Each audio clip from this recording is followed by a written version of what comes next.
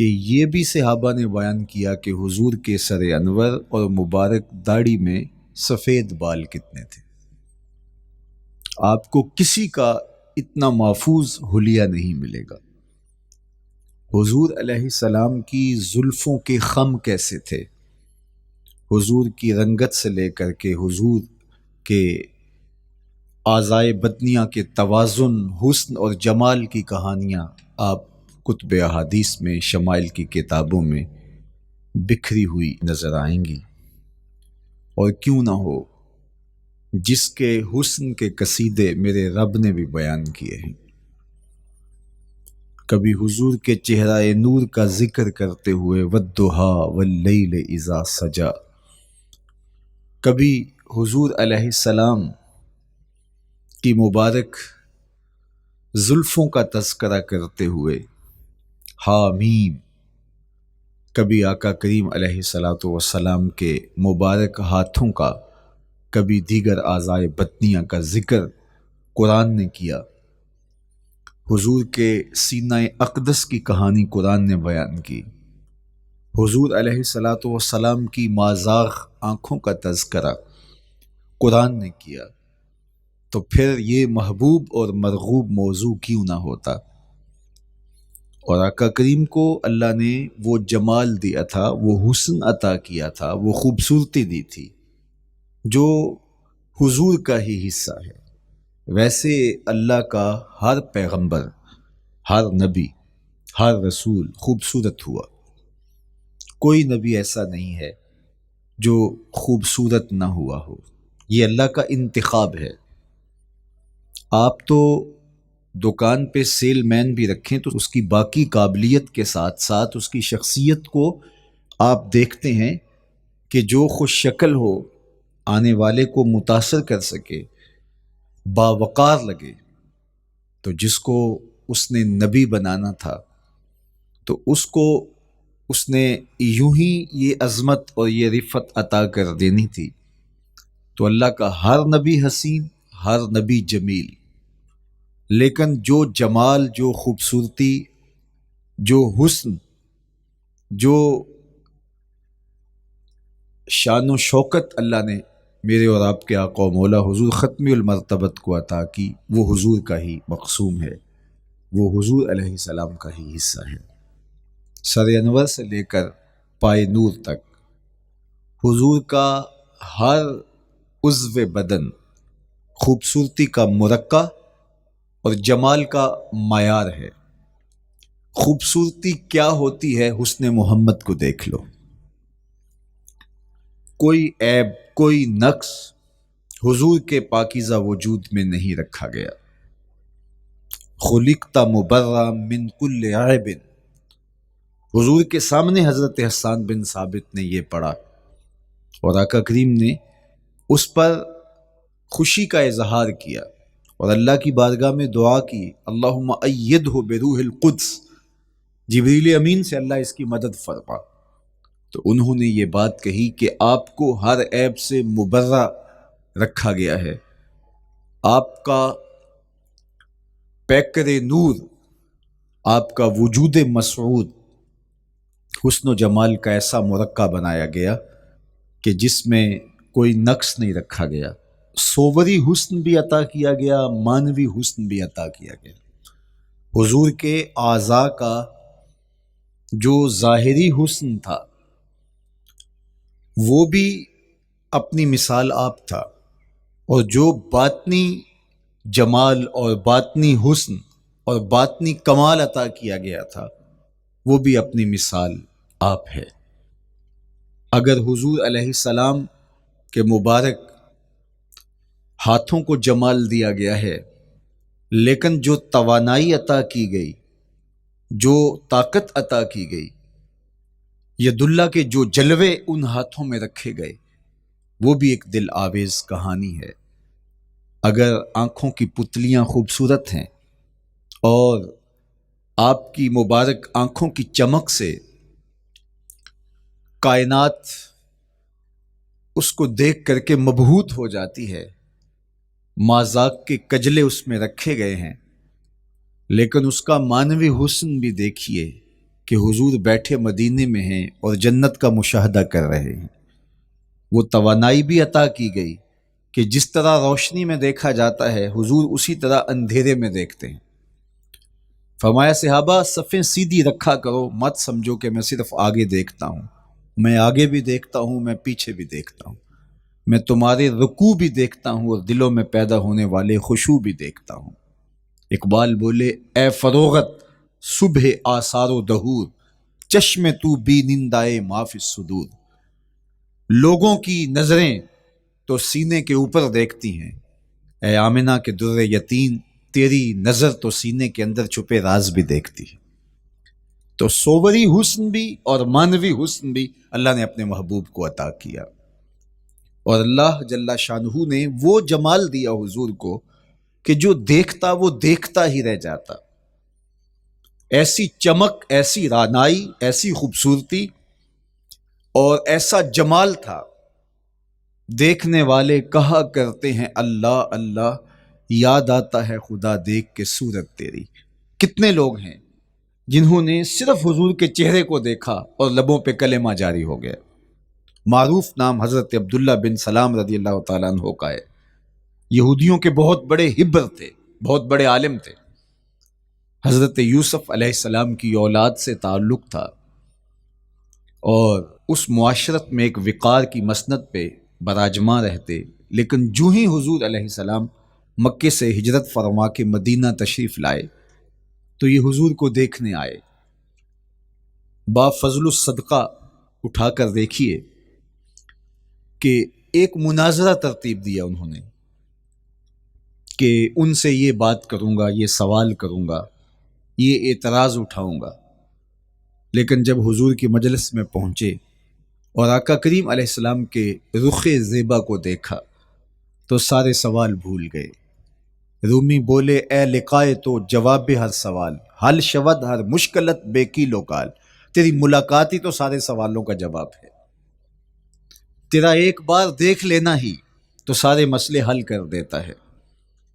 تو سوالات کا ایک ڈھیر اٹھائے لائے تھے، ایک گٹھڑی باندھ کے لائے تھے سر پہ رکھ کے، لیکن جو ہی حضور کو دیکھا تو وہ جو گٹھڑی باندھ کے لائے تھے اس کی گرہیں ڈھیلی ہونے لگی، پھر سوال تتلیوں کی طرح اڑنے لگے، اور حضور کو دیکھا تو کوئی سوال ہی باقی نہ رہا۔ اب آقا کریم نے فرمایا عبداللہ ابن سلام آؤ کدھر آئے ہو؟ یہ تو مناظرہ کرنے آئے تھے، سودا لینے کے لیے بازار گئے ہم، ہاتھ اس کے بکے جس کے خریدار گئے۔ لیکن جب آقا کریم نے پوچھا کہ آؤ کدھر آئے ہو تو انہوں نے کہا حضور میں آپ کا غلام بننے آیا ہوں، تیری تک کے ادامہ میں مرید ہو گئے، حضور کے ہاتھ پہ بیعت اسلام کر لی۔ اب جن لوگوں نے عبداللہ ابن سلام کو تیار کر کے بھیجا تھا وہ امید میں تھے کہ تھوڑی دیر کے بعد ہم سنیں گے کہ انہوں نے سخت سوال کیے اور مسلمانوں کے نبی ان کا جواب نہیں دے پائے، لیکن جب ان کے کانوں تک یہ خبر پہنچی کہ عبداللہ بن سلام نے تو کوئی سوال ہی نہیں کیا بلکہ وہ محبوب کی نگاہوں کا شکار ہو گئے، اور انہوں نے دیکھتے ہی حضور پر تن من سب کچھ نچھاور کر دیا اور لبوں پہ کلمہ جاری ہو گیا، تو وہ صبر نہ کر سکے اور عبداللہ ابن سلام کے پاس پہنچے اور جا کے کہا کہ تو نے یہودیت کی ناک خاک آلود کر دی، تم نے کوئی سوال کیا ہوتا، انہوں نے جواب دیا ہوتا اور پھر تم نے مان لیا ہوتا تو ہم سمجھ جاتے کہ ایک عالم تھا، علمی پیاس بجھ گئی، مطمئن ہو گیا، لیکن یہ عجیب کہانی ہے، سنا ہے تم نے کوئی سوال بھی نہیں اٹھایا، انہوں نے جواب بھی نہیں دیا، بس تم نے ان کو دیکھا اور دیکھتے ہی تمہارے لبوں پہ کلمہ جاری ہو گیا، تو یہ کیا کہانی ہوئی؟ تو عبداللہ ابن سلام نے جو جواب دیا وہ آب زر کے ساتھ لکھنے کے قابل ہے۔ انہوں نے کہا کہ یہ بات میری سمجھ میں بھی نہیں آئی، جب میں اس آقا و مولا کی چوکھٹ پہ پہنچا اور میں ان سے سوال کرنے کے لیے لفظوں کو ابھی ترتیب ہی نہیں دیا تھا کہ میری نظر ان کے جمال جہاں آرا پہ پڑ گئی۔ اب عبداللہ بن سلام کے لفظ سنیے، فرماتے ہیں فلما تبینت وجہہ عرفت ان وجہہ لیس بوجہ کذاب۔ جب میں نے ان کے جمال جہاں آرا کو دیکھا، چہرہ نور کو دیکھا، رخ زیبا کی زیارت کی، تو میں نے پہچان لیا یہ چہرہ کسی جھوٹے کا ہو ہی نہیں سکتا ہے۔ دیکھنے والے کہا کرتے ہیں اللہ اللہ، یاد آتا ہے خدا دیکھ کے صورت تیری۔ اللہ نے صورت ہی ایسی بنائی، جمال ہی ایسا دیا، خوبصورتی ہی ایسی دی کہ جو حضور کو دیکھتے وہ دیکھتے ہی رہ جاتے۔ تو کتنے لوگ تھے کہ جنہوں نے محض حضور کو دیکھا، پھر اس کے بعد لب کھلے تو کلمہ ہی جاری ہوا۔ وہ خوبصورتی اور وہ جمال اللہ نے اپنے محبوب کو عطا کیا۔ آقا کریم علیہ الصلوۃ والسلام کا ایک ایک عضو بدن خوبصورتی کا مرقع تھا، بلکہ خوبصورتی کا معیار تھا۔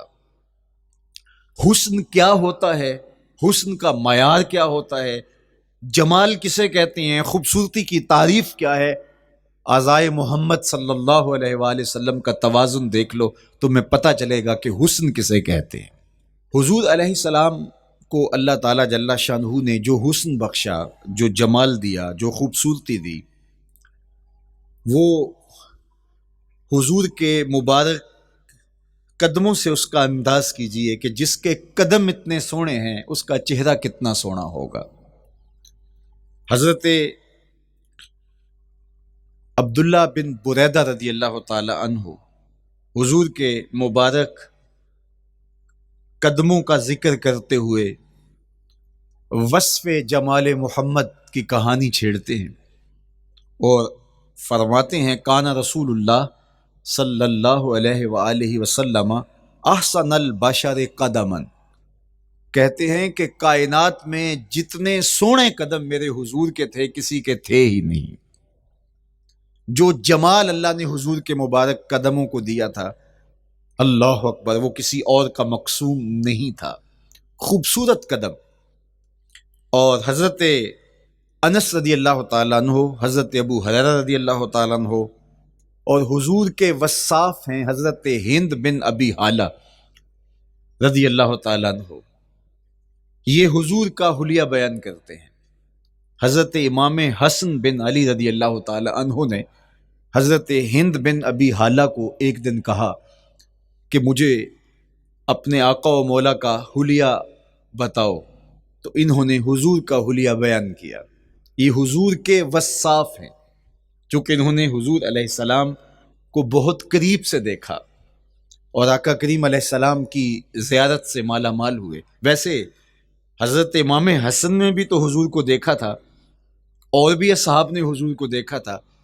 یہاں یہ بات دلچسپی سے خالی نہیں ہے کہ صحابی ہی تب بنتا ہے جب وہ حضور کو بنظر ایمان دیکھے، لیکن صحابہ ایک دوسرے سے پوچھتے تھے کہ بتاؤ حضور کیسے تھے؟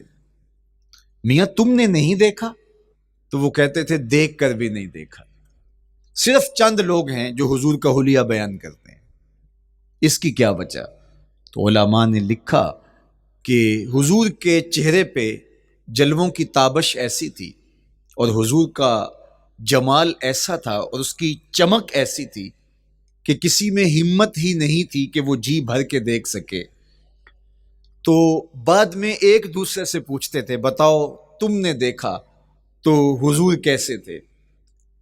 اگر ان لوگوں کی تعداد میں آپ کو بتاؤں تو 3 درجن سے زیادہ نہیں ہوگی جو حضور علیہ السلام کے وصاف ہیں، حضور کے حلیہ نگار ہیں، جو آقا کریم علیہ الصلوۃ والسلام کی صورت کا نقشہ بیان کرتے ہیں۔ دیکھا 1,24,000 اصحاب نے ہے، لیکن جو وصف بیان کرتے ہیں، شمائل رسول کو بیان کرتے ہیں، ان کی تعداد 3 درجن سے زیادہ نہیں ہے۔ اور یہ بھی وہ لوگ ہیں جنہوں نے حضور کو بچپن میں دیکھا، جنہوں نے حضور کو سوئے ہوئے دیکھا، حضور کو بہت قریب سے دیکھا۔ حضور علیہ الصلوۃ والسلام کے پاس ان کا آنا جانا بہت زیادہ تھا، اس طرح انہوں نے حضور علیہ السلام کو دیکھا۔ حضرت حسان بن ثابت رضی اللہ تعالی عنہ فرماتے ہیں کہ میں جو حضور کا حلیہ بیان کرتا ہوں تو اس کا سبب یہ ہے کہ میرے پاس حضور کو دیکھنے کا ایک طریقہ آ گیا تھا۔ فلما نظرت الی انوارہ فودعت کفی علی عینی خوفا من ذہاب بصری، کہا کہ جب میں حضور کو دیکھتا تھا تو اپنی آنکھوں پر انگلیاں رکھ کے انگلیوں کی اوٹ سے دیکھتا تھا کہ حضور کے جلووں کی چمک سے میری آنکھوں کی بینائی نہ جاتی رہی۔ یہ کون کہہ رہے ہیں؟ حضرت حسان بن ثابت رضی اللہ تعالیٰ عنہ۔ اور آپ جانتے ہیں حضرت حسان بن ثابت رضی اللہ تعالیٰ عنہ شاعر ہیں، اور شاعر حسن دیکھنے میں بڑا دلیر ہوتا ہے، اور یہ حسن بھی ابھی پوشیدہ ہے، 70,000 بشریت کے پردے ڈالے گئے ہیں۔ اگر یہ حسن بے نقاب ہوتا تو کوئی جلووں کی تاب ہی نہ لا سکتا۔ یہی بہتر ہے کہ وہ پردے میں رو پوش رہے، وہ اگر پردہ اٹھا دے تو کسے ہوش رہے، کس کی ہمت تھی۔ اب چھپا ہوا مستور حسن بھی اگر دیکھتے ہیں تو آنکھوں پہ انگلیاں رکھ کے دیکھتے ہیں، اور بیان کرنے والوں کی تعداد میں نے عرض کی کہ 3 درجنوں سے زائد نہیں ہے۔ تو یہ وہ لوگ ہیں جنہوں نے حضور کو دیکھا۔ اب امام حسن پوچھ رہے ہیں حضرت ہند بن ابی حالہ رضی اللہ تعالی عنہ کو کہ آپ نے حضور کو دیکھا تو مجھے بتائیے میرے نانا کا جمال کیسا تھا۔ تو حضرت ہند بن ابی حالہ نے حضور کا حلیہ بیان کیا۔ تو جب حضور کے قدموں کی کہانی انہوں نے بیان کی تو حضرت ہند بن ابی حالہ نے کہا کان النبی صلی اللہ علیہ وآلہ وسلم شسن القدمین والکفین، حضور علیہ السلام کے مبارک قدم اور حضور کی ہتھیلیاں پرگوشت تھے۔ یہ حضور علیہ السلام کے مبارک قدموں کا جمال بیان کرتے ہیں۔ اللہ اکبر۔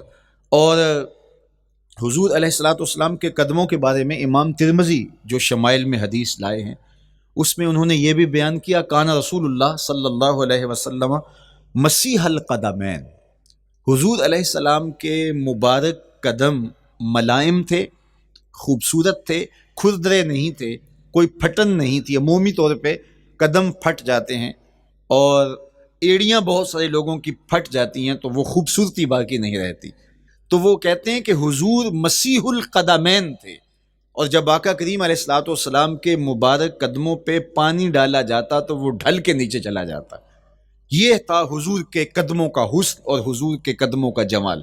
اچھا، آقا کریم علیہ السلام کی جو مبارک ایڑیاں تھیں وہ زیادہ پرگوشت نہیں تھیں، ان کے اوپر گوشت زیادہ نہیں چڑھا تھا، اس لیے کہ ایڑیوں کا زیادہ پرگوشت ہونا ایڑیوں کے حسن کو زائل کر دیتا ہے۔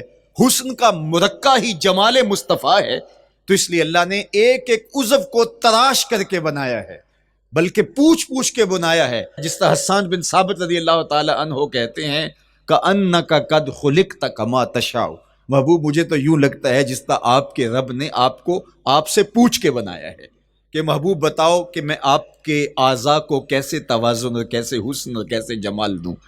تو حضور کی مبارک ایڑیاں یہ پرگوشت نہیں تھیں، باقی حضور کے پاؤں پرگوشت تھے اور کوئی پھٹن نہیں تھی، بالکل نرم گداس اور بالکل جو ہے وہ ملائم تھے، اور جب پانی ڈالا جاتا تو پانی ڈھل کے نیچے 1 سیکنڈ میں آ جاتا۔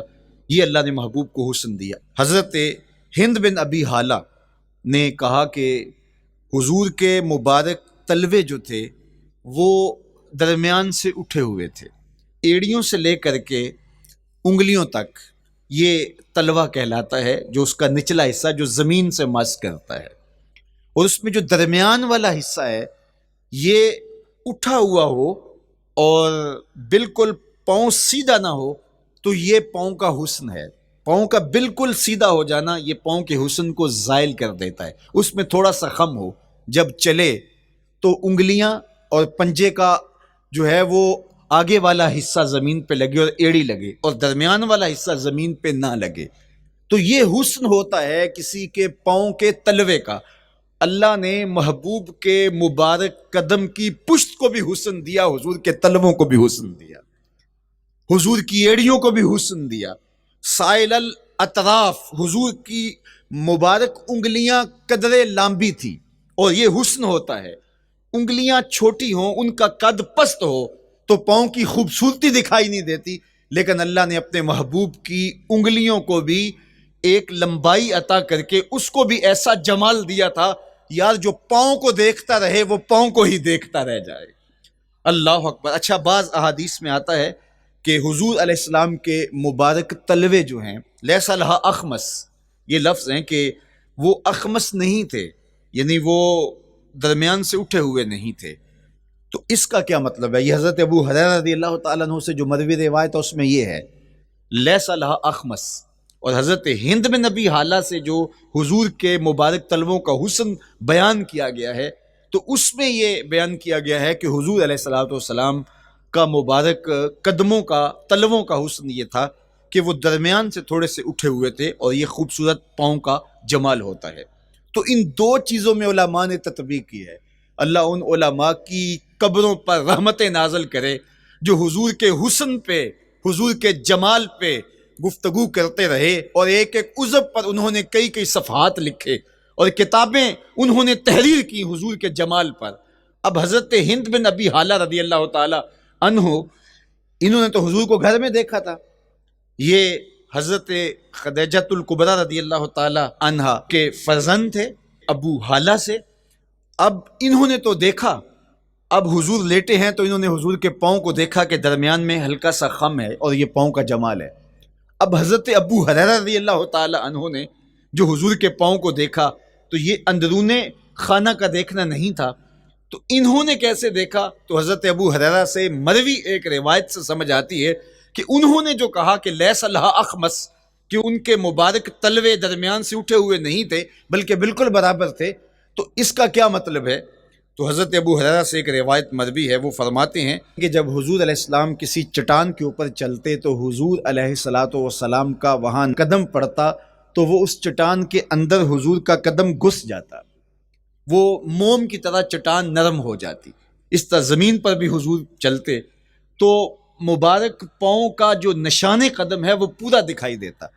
تو حضرت ابو ہریرہ رضی اللہ تعالیٰ عنہ اس سے یہ سمجھے کہ حضور کے تلوے جو ہیں وہ برابر ہیں۔ تو علماء نے اس پر گفتگو کی ہے۔ ایک تو حضور جب چلتے تھے تو آقا کریم پورے زور سے قدم زمین پہ رکھتے تھے، اور اس وقار سے چلتے تھے کہ جس طرح حضور اونچائی سے نیچے کی طرف اتر رہے ہوں۔ تو جب پاؤں کو جما کر کے زور سے رکھا جائے تو پھر جو ہے وہ نشان نیچے پڑتا ہے۔ یا اللہ اپنے محبوب کے لیے زمین کو اور پتھروں کو بھی نرم کر دیا تو پھر حضور کے تلووں کا نقش بھی زمین کے اوپر جو ہے وہ ہویدہ ہو جاتا۔ سلطان قاتبائی نے ایک ایسا ہی پتھر جس کے بارے میں شنید تھی کہ اس پر حضور کے قدموں کا نقش موجود ہے، تو انہوں نے 20,000 دینار کے اندر وہ خریدا، اور انہوں نے یہ کہا کہ جب میں فوت ہو جاؤں تو حضور کے قدموں کے نشان والا پتھر میری قبر کے سرہانے بطور کتبہ لگایا جائے۔ علامہ شہاب الدین خفاجی علیہ رحمہ لکھتے ہیں ہوا موجود الی الآن، وہ اپنے دور میں کہانی بیان کرتے ہیں وہ آج بھی سلطان قاتبائی کی قبر کے سرہانے وہ پتھر نصب ہے جہاں حضور کے قدموں کے نشان موجود ہیں۔ اللہ اکبر۔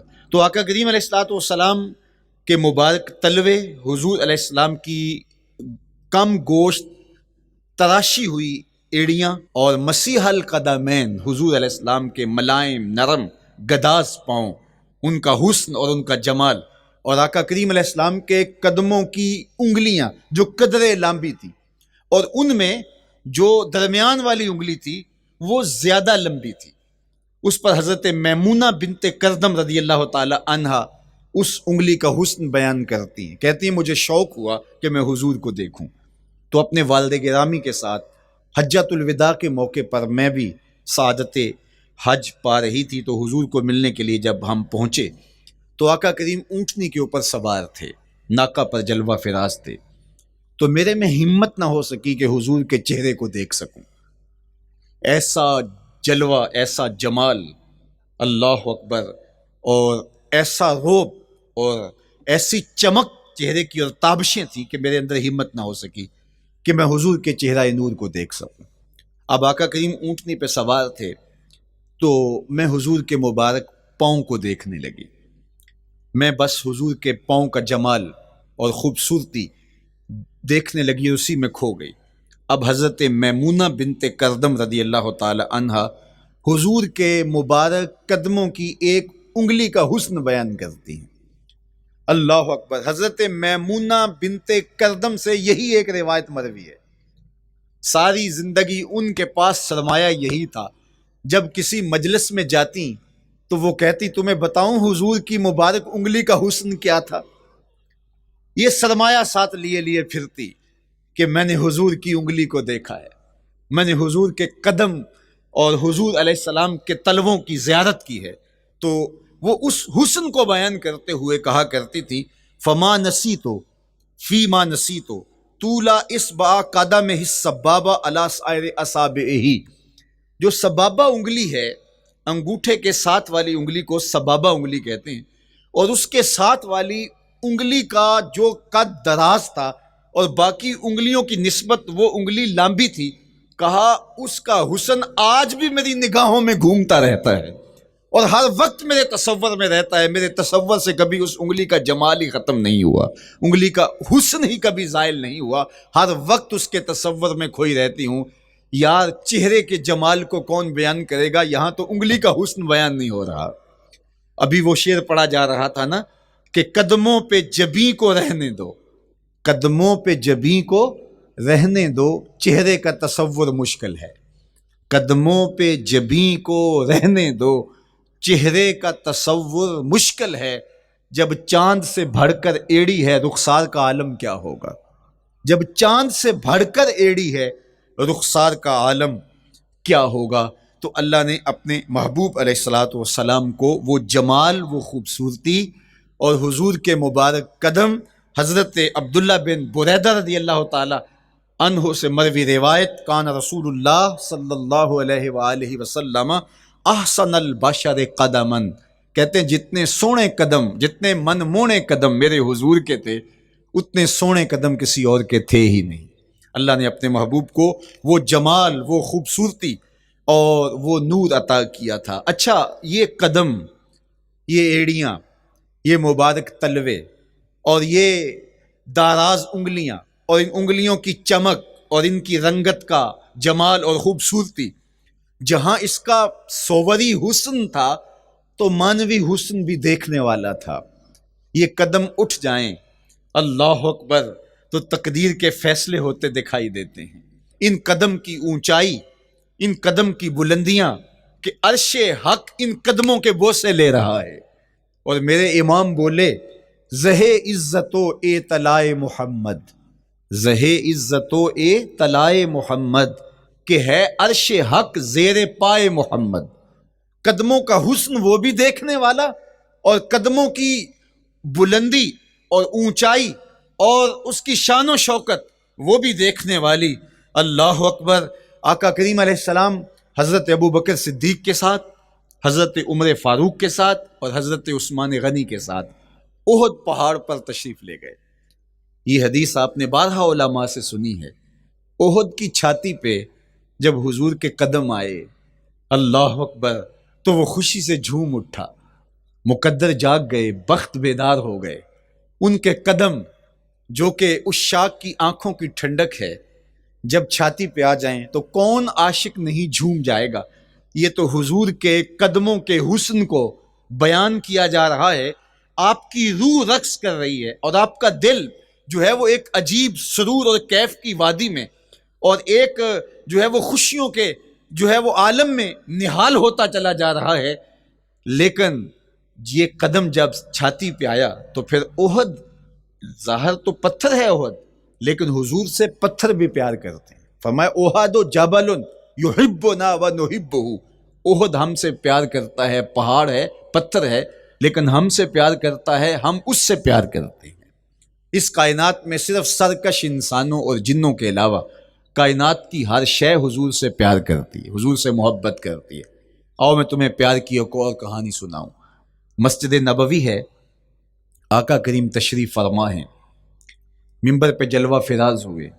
ابھی واز کا آغاز ہی کرنا چاہ رہے تھے کہ ایک جانب سے رونے کی آواز آنے لگی.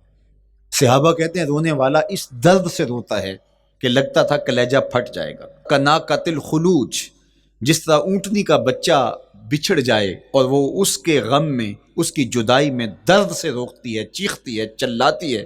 رونے والے کا انداز درد ایسا ہی تھا اور لگتا تھا کہ جس طرح اس کا کلیجہ پھٹ جائے گا.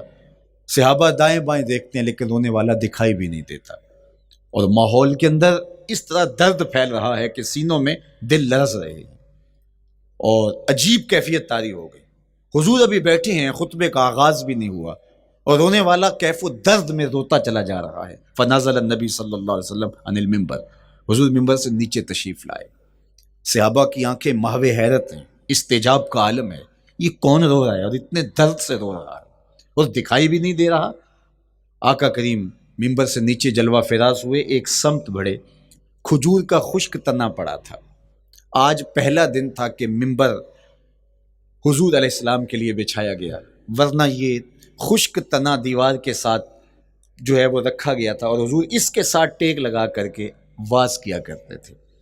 جب ممبر بن گیا تو اس کو اٹھا کر کے اب اس کی ضرورت نہیں رہی، ایک کونے میں ڈال دیا گیا۔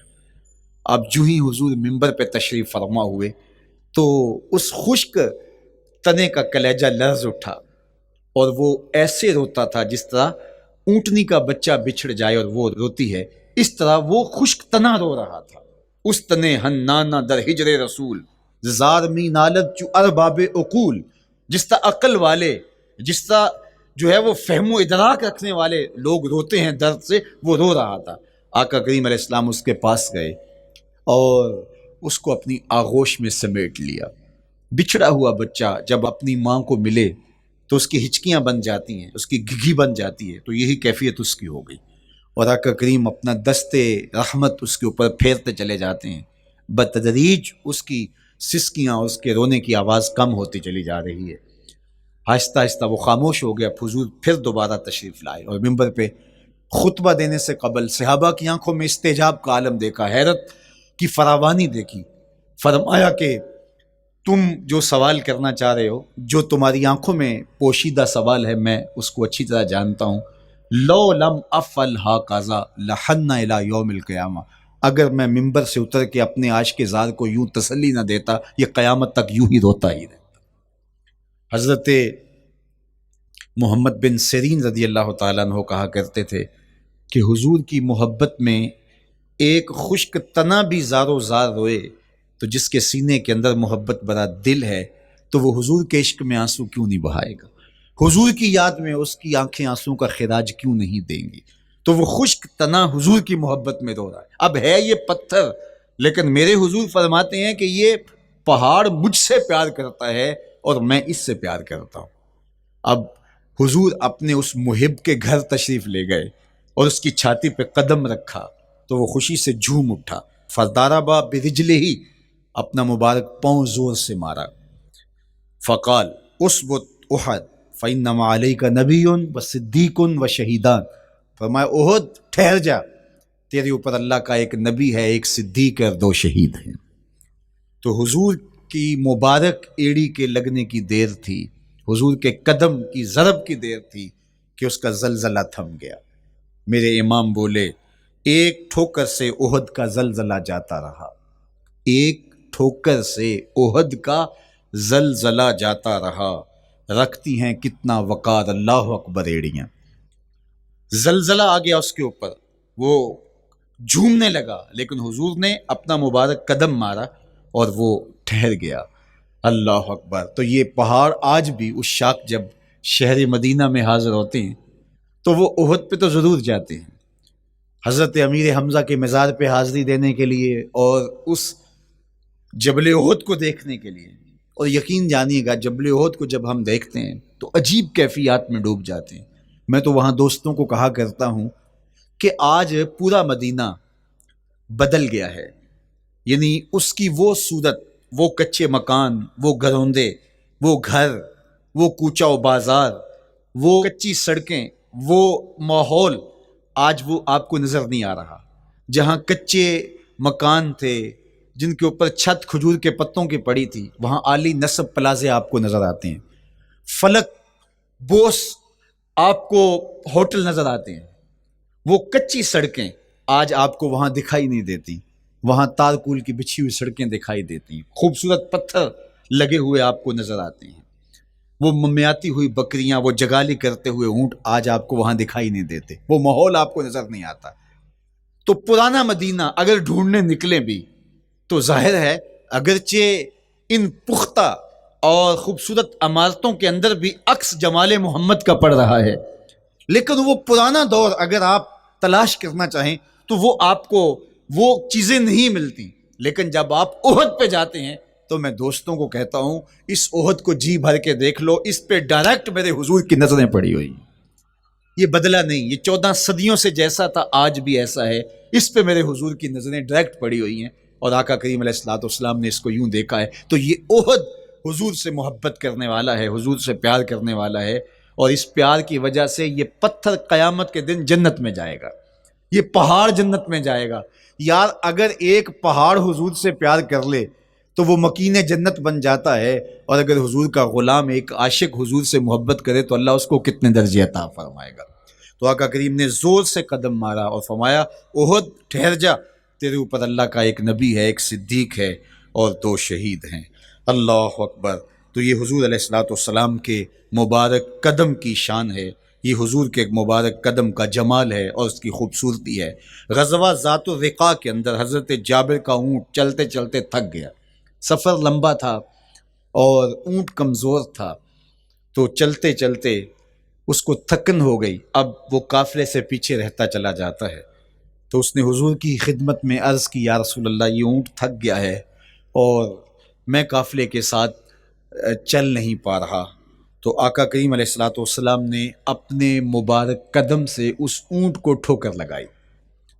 فنشط حتی کان ما یملک زمامہ, حضرت جابر کہتے ہیں اس کی لگام سنبھالی نہیں جاتی تھی, اتنا تیز چلتا تھا. یار جس کے قدموں کی ٹھوکر سے یہ توانائی آ جائے اس کے ہاتھوں کی توانائی کا عالم کیا ہوگا. تو اللہ نے صرف حضور کے مبارک قدموں کو صوری حسن ہی نہیں دیا تھا, مانوی جمال اور توانائی بھی عطا فرمائی تھی. حضور علیہ السلام کے چچا جناب ابو طالب کہتے ہیں کہ میں حضور علیہ السلام کے ساتھ تھا, تو راستے میں ذی المجار کی منڈی آئی اور وہاں حالات ایسے تھے کہ پینے کے لیے پانی دستیاب نہیں تھا. تو میں نے کہا کہ اتشت ولیس عندی ماء, مجھے تو سخت پیاس لگی ہے اور پانی بھی پاس نہیں ہے. فنزل النبی صلی اللہ علیہ وسلم وضرب بقدمہ الارض فخرج الماء فقال اشرب, تو حضور نے اپنے مبارک پاؤں سے زمین پر ٹھوکر لگائی, چشمہ پھوٹ پڑا, اور آقا کریم نے فرمایا چچا پانی پی لیجئے. تو وہ پاؤں اگر زمین پہ لگے تو چشمے پھوٹے, اگر احد پہاڑ پہ وہ پاؤں پڑے تو اس کا زلزلہ جاتا رہے, اور اگر وہ کسی جانور کو حضور ٹھوکر لگائیں تو اس کے اندر اس قدر تیزی آ جائے کہ اس کی باغ سنبھالی نہ جائے, اتنا سریع رفتار ہو جائے. اب ان قدموں پہ کون قربان نہیں ہوگا. یار ان قدموں کو چومنے کے لیے جبریل بھی تو بے تاب دکھائی دیتے ہیں. معراج کی شب جب جبریل حاضر خدمت ہوئے, حضور محو استراحت ہیں, تو جبریل عرض گزار ہوئے مالک تیرا محبوب تو سو رہا ہے. اللہ اکبر, تبارک اللہ شان تیری, تجھی کو زیبا ہے بے نیازی, کہیں پہ جوش لن ترانی کہیں تقاضے وصال کے تھے. ایک کوہ طور پہ خود چل کے جاتا ہے اور عرض گزار ہوتا رب آرنی انظر الیک, مالک تجھے دیکھنا چاہتا ہوں. اللہ اکبر, سراپا چشم بنا ہوا ہے اور کہتا ہے مالک میں تجھے دیکھنا چاہتا ہوں. جواب کیا آتا ہے لن ترانی, تم نہیں دیکھ سکتے, میرے جلووں کی تاب نہیں لا سکتے. ایک خود چل کے جا رہا ہے اور تقاضا رویت کرتا ہے, اور جواب آتا ہے لن ترانی. اور ایک سویا ہوا ہے چادر اوڑھ کے, اور جبریل کہتے ہیں محبوب اٹھیے رب آپ کو بلا رہا ہے. تبارک اللہ شان تیری, تجھی کو زیبا ہے بے نیازی, کہیں پہ جوش لن ترانی کہیں تقاضے وصال کے تھے. تو جبریل حاضر خدمت ہوئے, حضور استراحت میں ہیں, تو آواز آئی یا جبریل قبل قدم ہے, میرے محبوب کے قدموں کو چوم لے. اب جبریل حضور علیہ السلام کے قدموں کو بوسے دے رہے ہیں. کسی نے جبریل سے تصور کے عالم میں پوچھا, حضور کے قدم چومے, حضور کے تلووں کو بوسے دیے, بتا کیفیت کیا ملی؟ تو بولے نہ جنت کی کلیوں میں دیکھا مزہ جو محمد کی تلیوں میں دیکھا. وہ سرور وہاں جو نصیب ہوا. وفد عبد القیس جب مدینہ المنورہ آیا تو ان میں ایک صاحب ہیں, وہ کہتے ہیں میں دوڑتا ہوا حضور کے پاس آیا, بس بے چینی تھی, اضطراب تھا. جب آپ مدینہ المنورہ میں جاتے ہیں تو آپ کو جا کے گاڑی اتارتی ہے اور آپ ہوٹل میں سامان رکھتے ہیں, تو پھر کتنی جلدی ہوتی ہے کہ جلدی سے غسل کریں اور جلدی سے نیا لباس پہنیں اور جا کے ہرے گنبد کو دیکھیں, حضور کی مبارک مسجد کی زیارت کریں, ان کوچہ و بازار میں جائیں جہاں حضور کے مبارک قدم لگے تھے۔ اللہ اکبر۔ تو اب یہ وفد عبد القیس جب آیا تو ان میں ایک صحابی حضرت زرع رضی اللہ تعالیٰ عنہ فرماتے ہیں کہ میں پھر تیزی کے ساتھ گیا اور پھر ہم جا کے حضور کے ہاتھ بھی چومنے لگے، حضور کے قدم بھی چومنے لگے۔ یہ سعادت مند قدم جن کے بوسے صحابہ دیتے ہیں، کبھی جبریل کے بوسہ گاہ بنتے ہیں، کبھی احد پہاڑ کی چھاتی ان قدموں کو چومتی ہے۔ یہی قدم ایک موقع ایسا آتا ہے یاد خدا میں، اللہ کے شکرانے میں، نماز میں لمبے قیام میں سوج جاتے ہیں، اور میرا مالک کہتا ہے اے چادر اوڑھنے والے، ساری رات جاگا نہ کر، کبھی سو بھی لیا کر۔ اللہ اکبر۔ تو یہ حضور علیہ السلام کے مبارک قدموں کا جمال اور مبارک قدموں کا حسن اور خوبصورتی ہے۔ اللہ نے اپنے محبوب علیہ السلام کے مبارک قدموں کو صوری اور معنوی حسن سے نوازا، اور یہ حسن حضور کے مبارک قدموں کا ہے۔ پھر جس کے قدم اتنے سونے ہیں اس کا چہرہ کتنا حسین ہوگا۔ ایک سوال اٹھ سکتا ہے کہ حضور کے حسن کو بیان کرنے کا مقصود کیا ہے؟ تو صاحب، کسی کے حسن کو بیان کرنے کا مقصود یہی ہوتا ہے کہ اس سے پیار اور محبت کا ربط قائم ہو، اور اگر قائم ہے تو مضبوط ہو۔ ہم حضور علیہ السلام کے حسن کو بیان اسی لیے کرتے ہیں، اور محدثین نے اس پر باقاعدہ کتابیں اسی لیے لکھی اور کتب حدیث میں باقاعدہ شمائل رسول پہ باب اسی لیے باندھے تاکہ لوگوں کے سینے میں حضور کی محبت کی جوت لگے، اور وہ جو شعلہ جوالہ ان کے سینے میں حب رسول کا ہے وہ اور بھڑک اٹھے، اور بندہ جس سے محبت کرتا ہے پھر اس کی اطاعت بھی کرنے لگ جاتا ہے۔ تو جو محبوب اتنا سونا ہے، اتنا جمال آفریں ہے، اور جس کے قدم اتنے سونے ہیں، پھر اس کے نقش قدم کو کیوں نہ تھام لے، اس کے نقوش پا کو خض راہ کیوں نہ بنا لیں، پھر ان کے اٹھنے والے قدموں پر اپنی زندگی کیوں نچھاور نہ کر دیں۔